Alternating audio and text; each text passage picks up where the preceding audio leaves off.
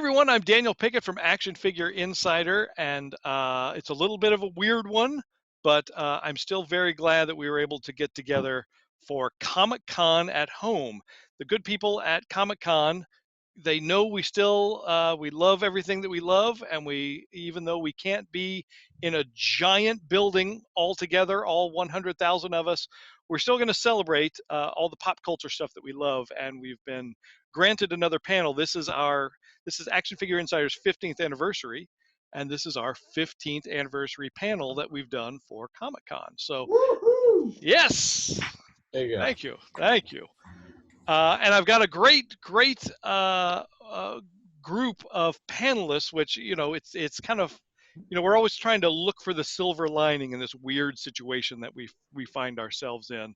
And things like Randy, who we'll introduce in just a minute. Like, Randy used to be on my panels a lot, but then he changed his travel plans at Comic-Con, where he would set up and then he'd have enough and then he'd leave.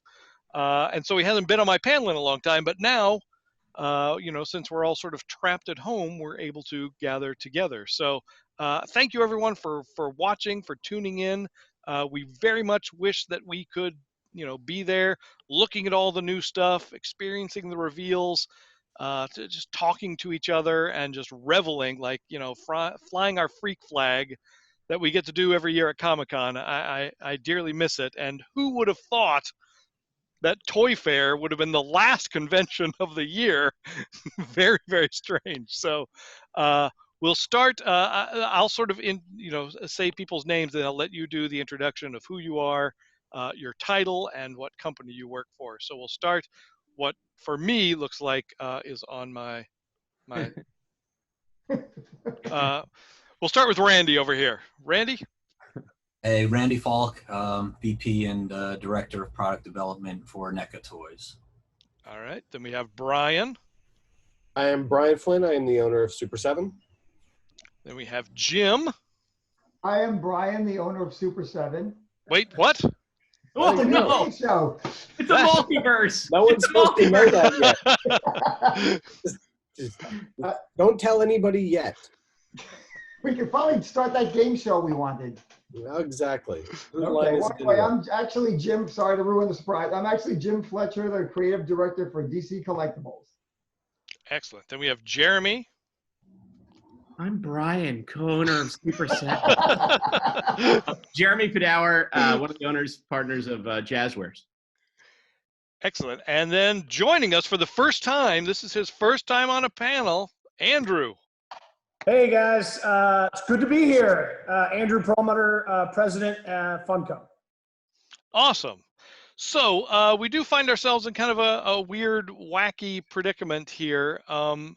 Just generally, how was everyone doing? It's just kind of the elephant in the room. I know, like, today, the day we're recording this, for me personally, this is day 102, locked in a house with my children. And still trying to get things done. My wife, we're very fortunate that we're both able to keep working from home, but it's been a little nuts. How are you guys doing? Who's going to kick it off? Yeah. The best looking guy, you. That Randy wins that award. I am the grayest looking guy. So The greatest. It's been an interesting year. Like, nothing exactly went as planned, obviously, but it's still going well. Obviously, I think everyone will attest here that everybody sitting at home, if they're a collector, has been great for online sales. So that has all trended up, while, a lot of the wholesale stuff obviously has stopped, depending on who's open and who's closed. But it's been an interesting thing that it didn't go anywhere near as planned, but it all still sort of made the same plan at the end, at least for us. Okay. I'd say it's been pretty good for, thinking of future development stuff. I think there's a lot of room for innovation and things like that to occur at this point. But obviously not business as usual. Working from home was, I think, is more challenging for some people than other ones. But it's just the way it is for now. I do miss going out though and seeing people and eating out and stuff like that. So, and seeing the team in person or not is definitely a different feeling. I'll just tell Good you news is pop culture hasn't gone away. People are still fans of all the things that they were fans of before, and we're seeing online sales, and now that the stores are opening back up, right? Like people, our fans, dare I say, didn't really skip a beat, right? Like they're, which we all knew was going to be the case, right? Just because there's a pandemic doesn't mean we're not going to be fans of, the characters and the properties that we're fans of. So, but it's been interesting, that's for sure. Yeah, look, from a business perspective, I think that we've all sort of braced ourselves for the realities of this long ago. The good news is that we've, so far so good.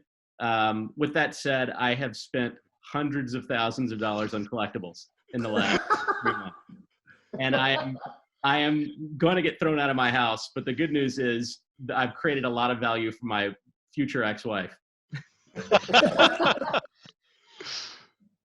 Now, Randy, you're in a little bit of a unique position because you just told me before we started that you've actually been in the office the whole time.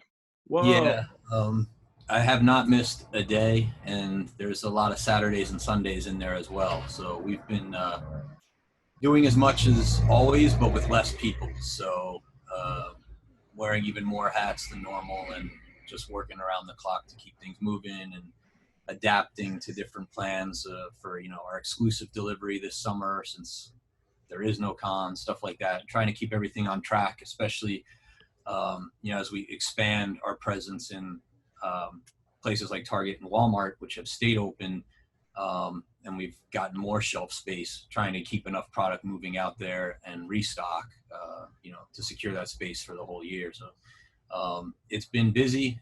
It's weird not having anything else to do except work, Yeah. but it's what it is.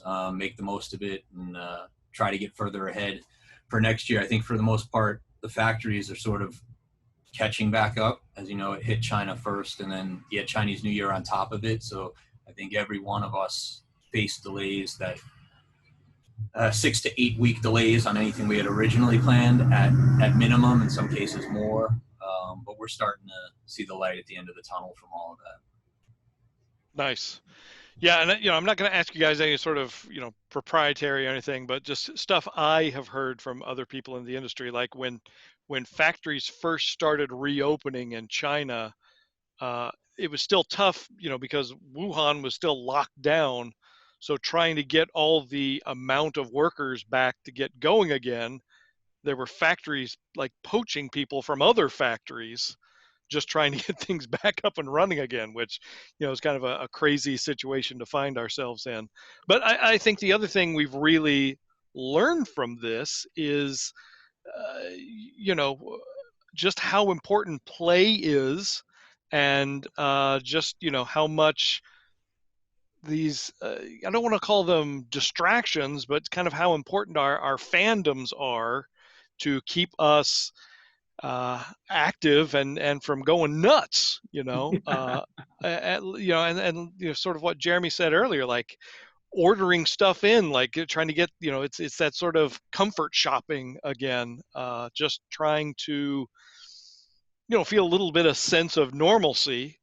And I think a lot of us are staying up late at night, which can lead us down those eBay rabbit holes and things like that. But yeah, it's been really interesting to see.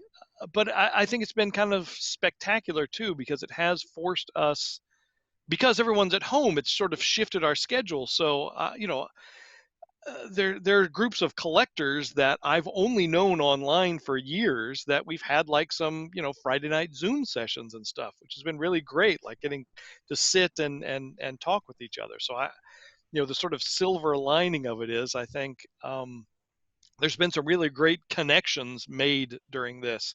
Now for you guys, because you have had to kind of shift how you do things a little bit, have you found anything in this that has worked better, that you plan to sort of carry through when things get back to normal, as it were?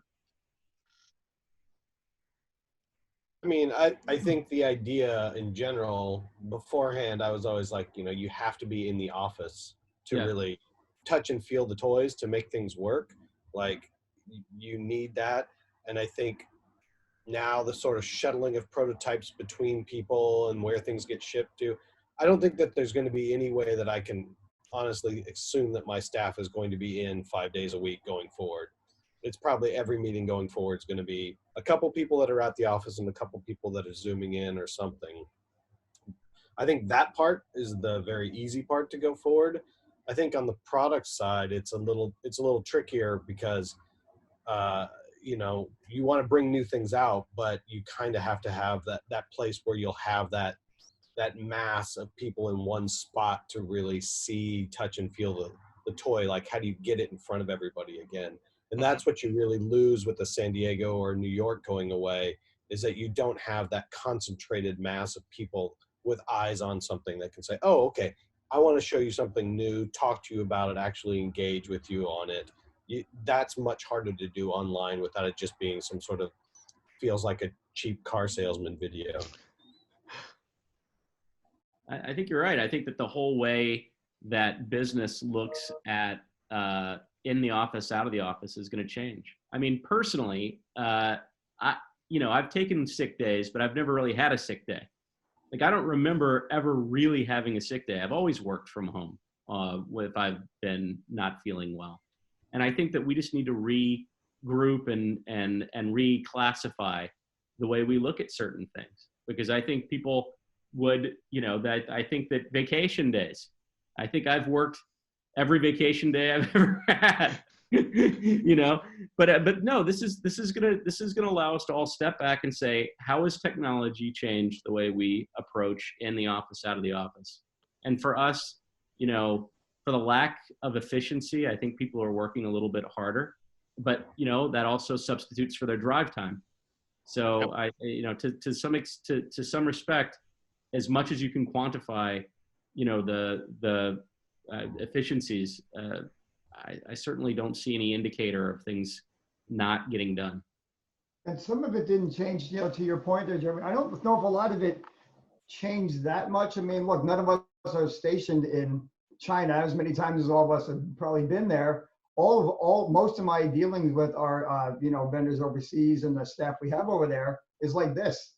Right. So it's not like we're flying back and forth every other week to go say hello and see how things are doing. So that part, I think, is we've kind of already all probably been doing that to some extent already. This is just like an extension of that same thing. So, I mean, yeah, you're right. I think people are working harder because they're trying to figure out the schedules as everyone's, everything's all messed up as far as if people have kids running around, tearing up the house, or how's that going to flow into your workday. But I do think, yeah, I mean, it hasn't really, I will say this situation has not had a huge impact on productivity from my point of view. As far as I will say that, while working, sorry. That's it, yeah. So I will say that while working from home is a viable option, and I think we're all sort of, maybe dinosaurs and how we looked at that, right? Like, oh, you got to be at the office, right? Like, that's kind of old school way to look at it. I think we can all say, all of us with children, is, schooling from home is a no-no. And it's a disaster. As soon as possible. My kid has a PhD in Roblox. My kid. Yeah, mine too. Yeah, so does mine. Congratulations, by the way. Yeah. We'll have to trade usernames. Andrew. Yeah. We had to take them off the Roblox. It was too much. It's funny. My oldest, I had two kids. One was actually homeschooled, and the other went to regular school. So, they're older now. They're both out of, pretty much out of college or almost out of college. So that was an interesting experience for me as well. But still, like I said, I think a little earlier, I had a studio with a building outside the house, so it didn't get very distracting. If I have them here in this house, maybe may have been a different story. I don't know. So this homeschool versus public school or regular school, this isn't like a Roger Clinton, Bill Clinton situation. Yeah, we didn't try to make it a contest. Now, all of you, fortunately, I have had a really good online connection with your fans. I know Randy and Jeremy, you guys are really active on Twitter. Jim, you do unboxings. Brian, you've been doing great videos, and the Funko crew just dominate social media, just making sure you guys are connected with fans. And has this given you guys sort of more time to do some of that, or do you feel like you're so busy juggling everything else that you haven't had as much time for that sort of connection? I mean, it's great that you have those built-in fandoms ready to go when they didn't have to come find you beforehand. I would say that it gave us pause just to kind of do it smarter.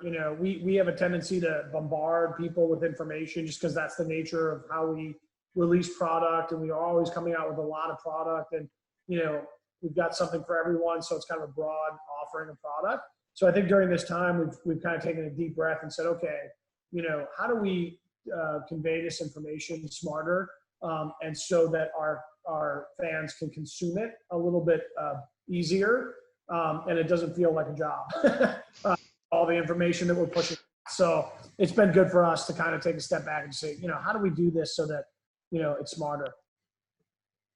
Same with us. We totally took this as a beat to reset what we're doing, I think, because just when you're just moving ahead at the usual clip, and suddenly when there's a big giant pause, it does give you a chance to step back and see what we should be doing that was working, as opposed to other ways of communication. So same boat for us. We definitely hit the pause button to reset. I mean, I'll just say for me, it's been very comforting. Like I really love collectors. I love the collector community. And honestly, it's one of my top 5 favorite things to do in life, is to communicate with people who also have a passion for this stuff. I won't tell you the other 4, but this one is definitely in there. No, it's great. I think that even when people are being super overly critical, there's a lot to be learned. I've just really enjoyed that very much. People are overly critical of your stuff?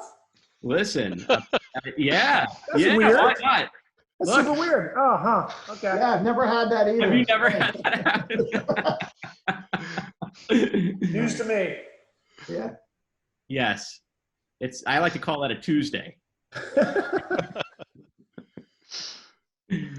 All right, so we'll sort of wrap up our quarantine talk here. Just since people are not at Comic-Con, if they want to, give you constructive feedback or sort of chat with everyone, what's the best way that they can do that in lieu of, getting ready to being able to rub elbows with you at the convention like they normally get to? Send all comments to Jeremy. What happened? Yeah, I'll just tell you mine. So for me, if you want to reach out to me on Twitter, it's at Jeremy Com, and on Instagram, it's at Jeremy Padawer, Padawer. Yeah, for Funko, right? All the social media streams, we're constantly rubbing elbows, right? We're hearing feedback from our fans. We're engaging with them on ideas, licenses, properties. So yeah, just keep doing that. We love it. We love that flow of communication. Yeah, I think the thing with all of that social media stuff is, I think sometimes people are like, well, why did those comments make it through and mine don't? And it's like, if you preface your comment with, God, this sucks, and that's your that isn't going to get a whole lot of things changed. But if you're like, hey, I'm really looking at this, and technically speaking, this is wrong because of this, and here's the screen capture, that's going to get you a lot further along to getting an answer and a solve, rather than, this looks like Godzilla's mom, or your sculptor's blind.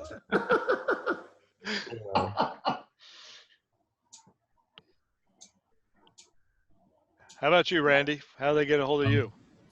So Facebook and Instagram is NECA Official, and then Twitter, which is the only one that I personally interact on, is NECA_toys on Twitter.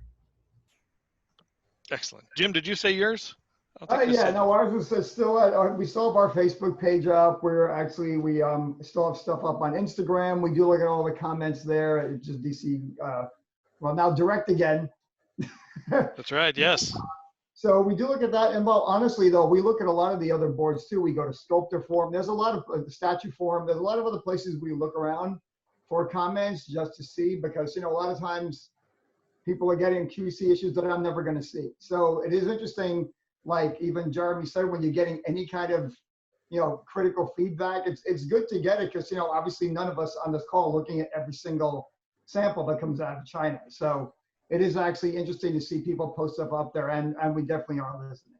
And I just want to add at Jazwares as well, just because we recently were part of an acquisition where Wicked Cool Toys was acquired by Jazwares in October. So if there's any confusion there, you reach out at Jazwares.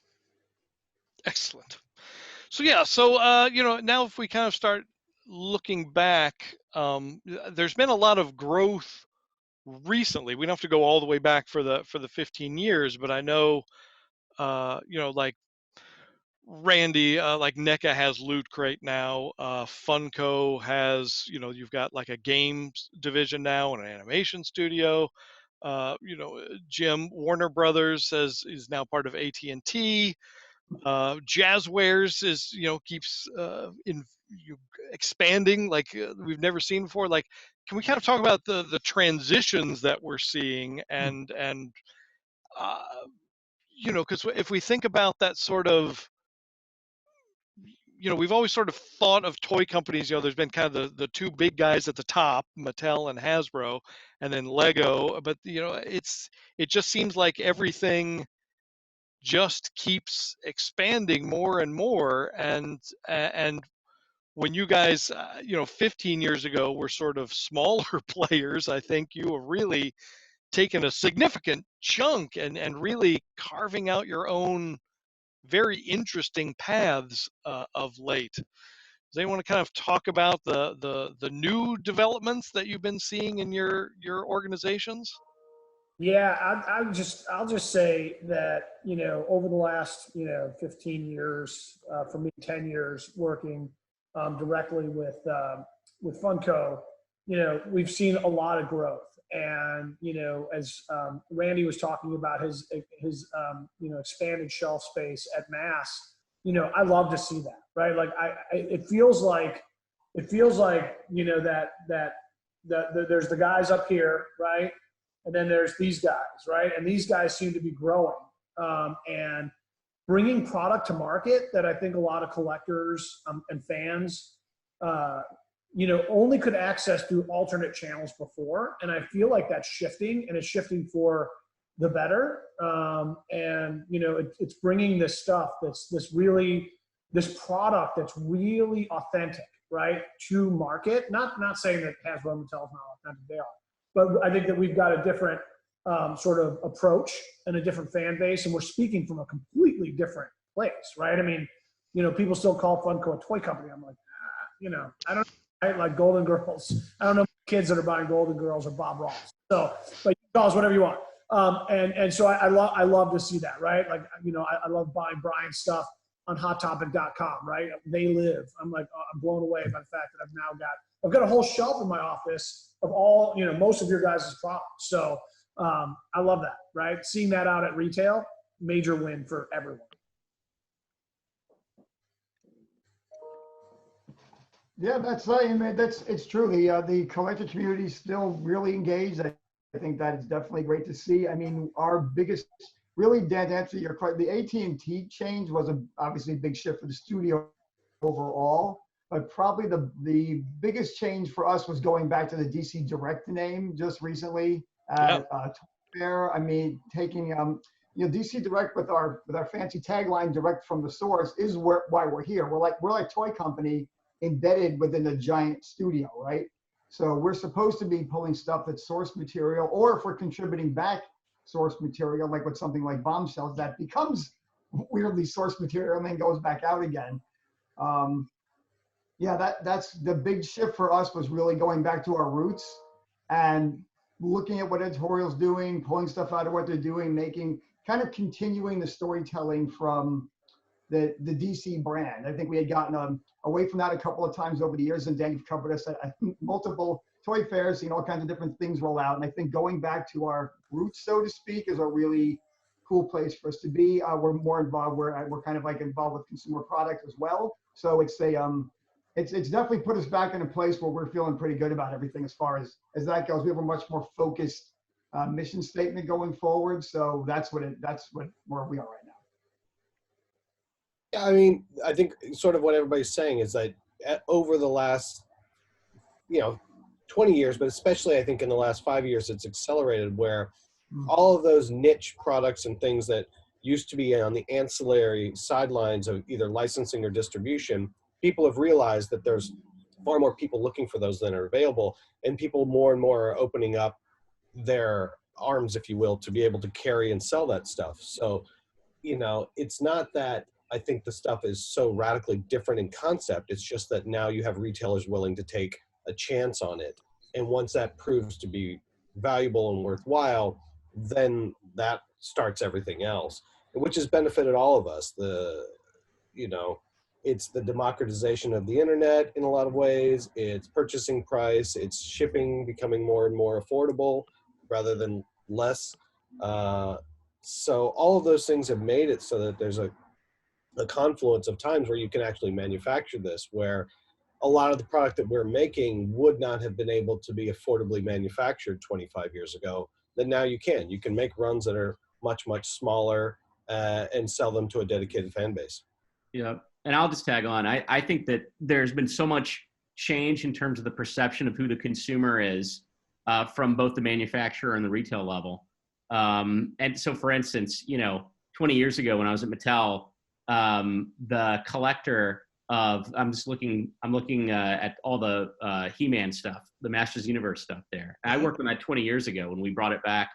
And the perception was fanboys, fangirls, nerds, 40-year-old virgins. Now it's mainstream. You can chop that all down to mainstream, collector, investment grade collector, very serious business. And I think if you look at the intended recipients of the couple $1 billion, $1.5 to $2 billion a year, category, I think it's like 30 to 35% of the intended recipients are collectors. And it's just a very serious business. From a retail perspective, obviously things have changed pretty dramatically too with the loss of Toys R Us. And, I think Amazon and the .coms have picked up a lot of that business, and the direct opportunity has picked up a lot of that business as well. But it's certainly a whole different world. And frankly speaking, from a content perspective, and you can see at Jazwares, Roblox and Fortnite, Pokemon, and these types of brands, whether they be YouTube driven or whether they be gaming driven, it's again, tends to be a little bit more older age consumer, tends to be a little bit more people who are living a lifestyle versus collecting toys. That's true. When we had our Batman 80th anniversary at San Diego Comic-Con, we did that one-to-one Todd McFarlane statue, and they auctioned it off and it sold the same day. So yeah, it's definitely a different kind of collector. You're right. It's not just old guys living in caves piling up stuff. So, yeah. Nope. No caves here. Yeah. No, it's definitely not. It's definitely not that. No way. Okay, it's that too. Sure. And Randy, with the caves are actually in charge now. That's the difference. Yeah, that's absolutely true. And Randy, with the Loot Crate acquisition, it's so interesting to me because NECA was really the first company I can remember that when you guys pursued a license, it wasn't just for toys. You were like, hey, we can make shot glasses and flags and all sorts of other things. And I think not everyone prior to you guys was thinking in those terms. So it seems like when you first heard about that acquisition, it was like, oh, well, yeah, that makes complete sense. Yeah, like you mentioned, and when I first started here, there was a lot of that ancillary merchandise and giftware and stuff of that nature. We were doing a lot of master license deals where it was a whole program or a pull together, not just one or two categories. And then as it grew, certainly when things really exploded during like the Twilight years, when we did some Twilight figures, but it wasn't really a toy property, but everything else we did, whether it was jewelry or giftware or replicas of the clothing, stuff like that, like all of it sold. And then Hunger Games right after that. So it's good that we've always had that breadth of product category and assortment and attracting new people in like that. Certainly those two brands skewed way more to the tweens and females and stuff that we weren't normally selling to. And then we had our core fan that we started building, like with what we did with Hellraiser way back when, and Freddy and Jason and all the slashers and stuff like that. So we've always had a pretty broad model as far as that goes. And as you know, we've known each other for probably 20 years, and over the last 15, so much has changed with, you know, when we started out, we were primarily in the malls. So it was like Spencer's, Hot Topic, Tower, right, when they used to be around, you know, stuff like that. And then Toys R Us became sort of our big brick and mortar partner, at least domestically. And then a couple of years ago, that went away. Thankfully, Target and now Walmart has stepped up to put collector programs into their entertainment section, which has been a huge win for us and for collectors, because it's in more doorways and at lower prices than, you know, than certainly when it would have been at the shopping malls and stuff like that. And along the way, we've acquired a lot of different companies. This first was WizKids, and then Kid Robot. Yep. And it's recently, like last year, Loot Crate, like you mentioned, because there is value in that subscription model, and as the success we've had with like the Ninja Turtles crate, which is now recurring, and a quarterly crate, we're able to pack in a special figure, and then all this extra merchandise that goes along with that theme, be it apparel, a pin, a headband from the Foot Clan, all sorts of stuff that just makes sense to bundle together. And it's just good. It's more variety, more choices for the consumer. You know, and with our licenses, we're able to overlap and share with in the different, you know, divisions that NECA as an entity holds. Sometimes we share licenses with one another, or are able to do a pull together more consistently, and have success with something like Bob Ross last year, where we had a figure, but we had a plush and a Chia pet and some other things. And now we're looking to do the same thing with the recently revealed Richard Simmons across a bunch of different categories. Just thinking outside the box and doing stuff. Everyone knows it and recognizes it, but it hadn't been done before. And it doesn't go to our core Alien or Predator collector, but it goes to a much broader base that the toy guys don't think about and realize, like, we had tremendous success with Golden Girls and with Bob Ross. We're going to have that same success, and maybe even more so with Richard Simmons. Where's the Aliens Chia pet? You got a child Chia pet and a Chewbacca. What more do you want? Yeah, we do. So yeah, speaking of that is something that, you know, again, sort of like we talk about with, you know, sort of the big guys on top, and then the next tier, like you guys, all of your companies, I feel like in the past year have just, every one of you have given us some sort, especially me as like a longtime collector, some sort of just delightful surprise, like a Richard Simmons, like a Micro Machines coming back, you know, like a, you know, like a Marvel Conan figure. I mean, there's so, you know, every new announcement from Funko is just like, who would have thought there'd ever be product of, you know, fill in the blank. And of course, Jim continuing the Batman animated series line, which I have behind me, yeah. over here. But by the way, Andrew's scribbling down fill in the blank right now. In the blank. They're going to sell 1 billion units. Way to go. Once again. Yep. So can you talk about just that?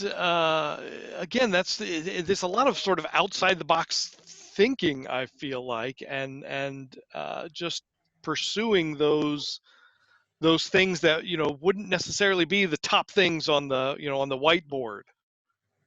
That's what makes them magic, right? I mean, I think that is what taps into sort of like the nostalgia. You know, Richard Simmons is awesome. You guys should do a Susan Powers. You're gonna go with it. Like that could be the chase piece, right? Like, right? Like it's just stuff that we all saw growing up, and you know, it lets you connect with this moment of your past. And like, yeah, the big guys can't do that. Like, what are they gonna? That's just not in their wheelhouse. And so I think that it's kind of carved out this nice area for, you know, those of us nerds who just like to make stuff we really just want, to be honest with you, right? Like I think that's kind of the magic. There's not a lot of formulas that we have to follow like some of the bigger companies have to follow, and I think that's the magic in and of itself. I do get asked that question a lot. I think that's a really good answer because yeah, it's not like we'll get in a room and be like, "That's it, perfect." We came up with the next big thing. I mean, I think sometimes you just hit it right. Like yeah, when Dan, thanks for pointing out that Batman animated series because at that point we had already gone through 50 characters and the Batmobile and a Batcave and that giant Batwing, and we're thinking, well, what else can we possibly do? Like just putting out Clock King, as fun as that would be, or Condiment King. I'm not really sure how many of those we're going to move. So going back and saying, what else can we do with this line? We're like, well, we could do other characters that weren't even on the show in this style because the nostalgia factor is still there for that. I mean, a lot of people consider that their favorite Batman ever is the animated series one. A lot of people grew up on it. And so if we can extend that experience by coming up with other characters that are meaningful and putting them in the line to keep this going, that's great for us. And then we showed it to editorial and they liked it so much they brought Paul Dini back on to start writing comic books again. So Love it. I mean, that's a great synergy. And one of the things that, I don't have to, I guess, I have to not worry about as much as everybody else here. I mean, I'm in a company where we have a property, or a bunch of properties, right? We have our own IP. I don't really have to run around trying to figure out what's happening with all these other things. I mean, I do collect a lot of stuff myself, so I like a lot of other properties. Look, I got a Conan, I've got a Thor and a Conan comic book right there on my shelf. But I think, yeah, for us, it was really trying to find what else can we do with these DC characters that people are going to care about. So that's where we're trying to innovate in that space. Yeah, but I do love that Bob Ross stuff, Randy. That was pretty amazing. Well, Jim, one other I think I should point out for you guys that I oh, wait a minute. First of all, Randy, is that a Chia beard too, or that is my Chia beard? Yeah, it's for Randy too. Oh, both. I'm dyed. But Jim, I think you better water your Chia pet, man. It died. Gotta water that thing. Jim, I think another one that we have talked about that I think is so innovative is your Artist Alley line, because it's you don't think of sort of the big IP holders letting you sort of mess with their sort of their core characters and stuff, and we've seen it throughout the history of DC, like in the mass market, where it was like, well, we're trying to do a live action Aquaman show, so it's going to be too confusing to have Aquaman on like Justice League. So to let them, for you to be able to pitch that and go, well, yeah, we're going to have Batman, he's going to look like a cartoon bat, stuff like that. I think that's really, really fun. Again, surprising, outside the box thinking on stuff. And that's why, I mean, again, nice plug for Aquaman as usual, by the way. But that is one of the reasons. Again, one of the reasons we're here. I mean, we're at these.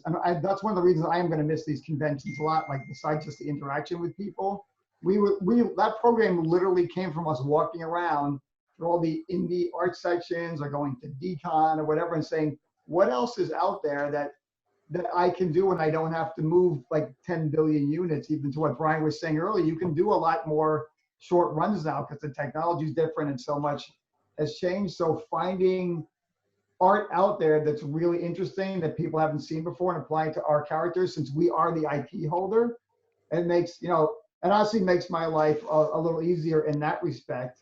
I mean, I'll tell you, not everybody liked all of them. That's for sure. But that's why we went out there with a bunch of different styles, because it isn't supposed to be really a cohesive line. I mean, it's just this James Groman stuff's really cool, or Christy Zulo stuff is really cute. So it just goes all over the place, and that's probably one of the design team's favorite lines to work on, because we can just go all over the place and just pull pretty much wherever we want, assuming we sell enough, But it's a really cool experimental line, and we definitely had a lot of fun with that one. I think what you're seeing so much now with all of this, what you were talking about, Daniel, is that you're seeing the personalities of the brands. Inevitably, as you get bigger and bigger and bigger, those sharp edges that brands have of their personality and their interests get rounded off more and more and more. And you start to run into limitations of SKU counts and distribution centers or any number of other things. So at this level, you can still really go out into the fringes and find those weird things that you're interested in and that you want to make that maybe nobody else does. And I think that's what allows us to all have a unique point of view, because I think anybody on here can say like that they have certain fans of theirs. They're like, I love what you do, but I don't like what this other company does. Where we might sit in a room and go, there's not a huge shift between what the two of us make, but it's the personality and tone of voice and point of view of the brand that they're really resonating with more so than the product. And I think that that's really what allows, I think, all of us to be really making the more esoteric stuff that we're making. That is what makes it so much more fun than just making the same thing over and over again. Ryan, I literally just had a conversation with the head of our game studio, and we were kind of nerding out on a property that all you guys know and love. I can't talk about it right now, but you'll know when you see it. And we were like, the world just needs this, right? Like, I don't think we're going to cover our costs on it. It needs this license in a board game format, and guys like us will sit around a table and completely nerd out on it. And like, you know what? If we sell 100 copies, you know, take it out of my check. I don't really care. But the it's a game for this property. You'll see that. You'll see that coming probably in 21, maybe even 22. So I can't wait to play WKRP game. yes, you have to guess. I get to be Venus. That's all I'm saying. I'm Venus. Venus, yes. Oh, he's the best. Well, you know, something else, like, I mean, if you think back, like if we take Ninja Turtles, for example, I know like Randy, when NECA first started doing Ninja Turtles, you bumped up against Playmates a little bit. They were swinging their weight around a bit in what you could do. But, you know, every single one of you guys on this call has had a Ninja Turtle property, which is kind of nutty. Oh, yeah. You know, when you think about it, like Jeremy, you did a pizza oven. You know, you took that sort of classic classic easy bake oven. Thank you for mentioning that, by the way.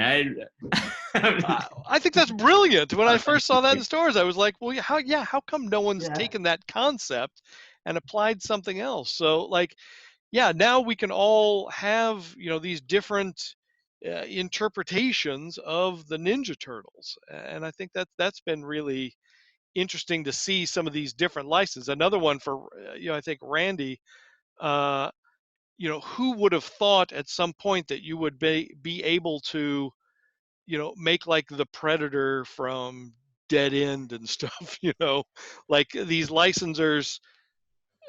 I mean, do you find that now? That, because I know when I've had, you know, again, this is like 15 years of doing this, talking about sort of the license holders, there used to be a lot of them that were sort of clueless. Some of them didn't even know that they had it. You would have to come to them and say, no, you are the keeper of this.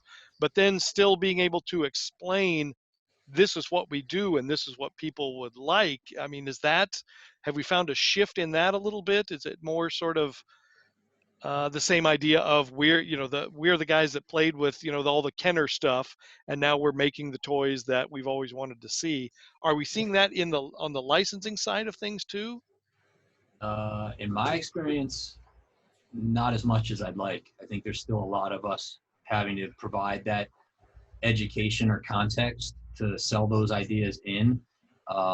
Once in a while, you'll get that sort of refreshing feeling where there's someone on the other end that is from the same school and knows what you're talking about and is collected or is at least familiar with what's come before. And then there's other times where I just look at the computer or at the phone and wonder if they've ever even seen the movie that we're talking about. Just being honest, I'm not naming names, but that happens more often than it should. Okay. I think the difference probably now for Randy and for everybody else here is that once you start having success and they start seeing the royalty checks show up, I think that there's just more appetite in most places to be just like, well, I don't understand this, but if you're going to meet those numbers that you're projecting, then I'll let you send me the check. I think that's fair. And I think it's also fair to say that it's broadening. I mean, a lot of the things that licensors do, they have to balance the concept of licensing, which is very cannibalistic, with the concept of adding value. And I think you've seen many examples of platforms that add value and that layer on top of master toy licenses quite well. But there's also examples of the converse, where it, you're just taking from the same pie and making a brand less productive on a SKU to SKU basis. So it really is, to some extent, I would say a good licensor does it on a trial and error basis and says, let's see what happens if I introduce this. Okay, what was my productivity? Did I really expand the pie? Am I harming any of the business? Because frankly speaking, I think everyone here will tell you that as much as you want 16 feet of space, that's not necessarily good for longevity if 8 feet is the efficient and the productive space. So at the end of the day, you want productivity over everything.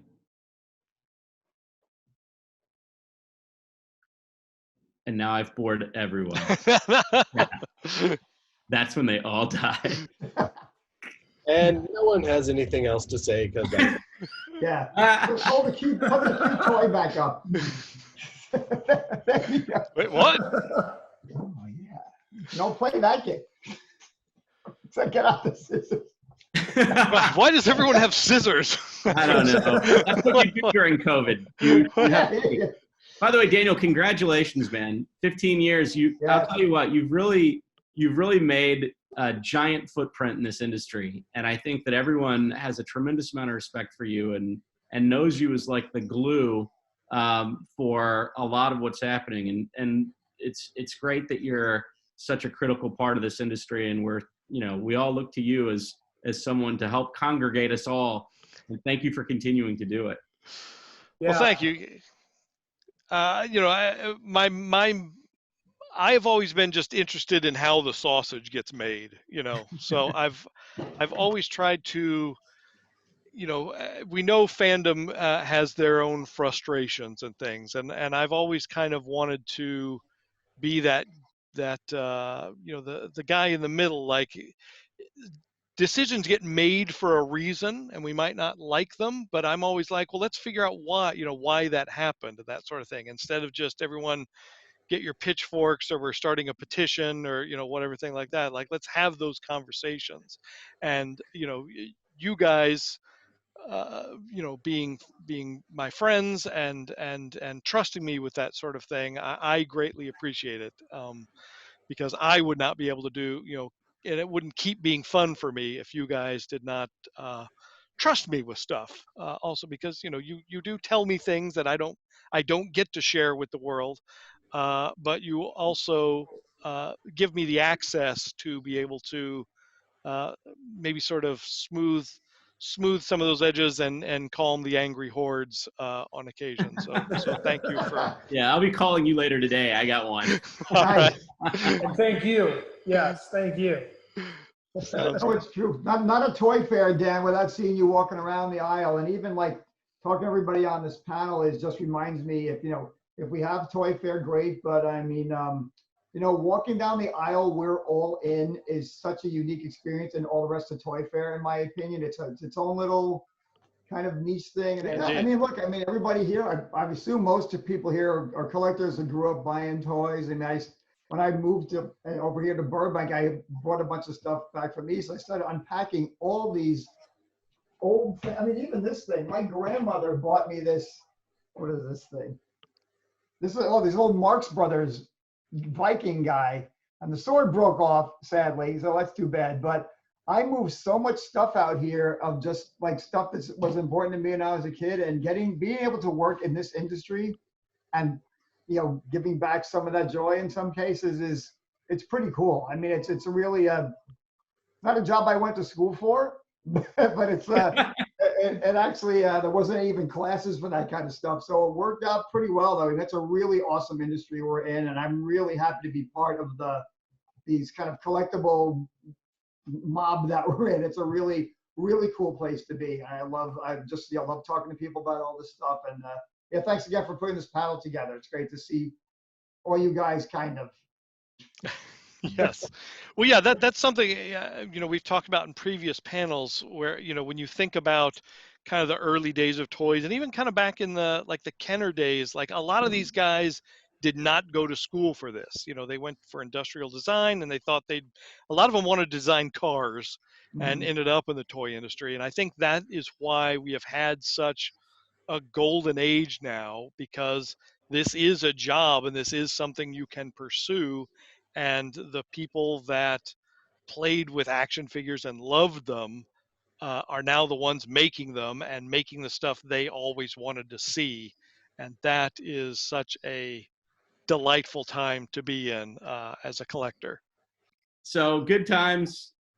We really appreciate it, Daniel. Thank you for having us all here today. This is amazing. Yes, thank you guys very much. I truly appreciate it. I miss seeing you all in person, seeing all the delightful stuff that you would normally be showing us at Comic-Con, and I can't wait to see what is next for each of you. And I pray to the sweet baby Jesus that will be in the Javits Center again come February of next year. You know, we might be in full, you know, like the guys that came for ET at the end of the movie when we're in there, but I would very much like to see you all again. If you could make those suits licensed, you'd make $1 million. Oh. There you go. It's true. You got your Pokemon suit or your Star Wars suit. You're ready. That's it.